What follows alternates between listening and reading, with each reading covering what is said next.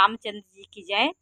भगवान शिव जी के इस प्रकार कहने पर माता सीता और रामचंद्र जी के उस परम ब्रह्म परमेश्वर रूप के दर्शन करने के लिए उनके मन में उत्कंठा हुई। अगर शिव जी बोल रहे हैं तो उनके मन में उन्होंने कहा कि अगर तुम्हारे अंदर में संदेह है तुम परीक्षा लेने जाओ, लेकिन उन्होंने ये बात शिव जी को नहीं बताई। जैसे ही जाई मोह भ्रम भारी, करहु सो जतनु विवेक विचारी, और चली सती शिव आयस पाई, करहि विचारु करो का भाई। उन्होंने जिस प्रकार तुम्हारा यह अज्ञान जनित भारी भ्रम दूर हो, भली भांति विवेक से के द्वारा सोच समझ कर तुम वही करना। शिव जी की आज्ञा पाकर सती चली और मन में सोचने लगी कि भाई क्या करूं, कैसे परीक्षा लूं। उन्होंने उनके मन में हो रहा था किस प्रकार उनके पास जाऊं, किस प्रकार की परीक्षा लूं। यहाँ शंभु अस मन अनुमाना, दक्ष सुता कहु नहीं कल्याणा। मोरे कहे न संशय जाही, विधि विपरीत भलाई नाही। भगवान शिव जी परम ब्रह्म परमेश्वर, उन्होंने शिव जी की इस प्रकार संदेह आत्मक सती के मन को देख करके उनको बहुत आश्चर्य हुआ।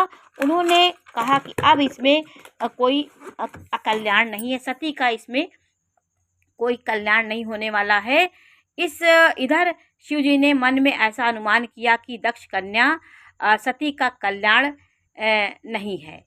जब मेरे समझाने में भी संदेह दूर नहीं होता, तब मालूम होता है कि विधाता ही उल्टे हैं। अब सती का कुशल नहीं है। उन्हें आगाज पता चल गया कि क्या होने वाला है इनके साथ। होई है सोई जो राम रचि राखा, चो को कई तर्क बढ़ावई शाखा, और अस कही लगे जपन हरिनामा, गई सती जहाँ प्रभु सुख धामा।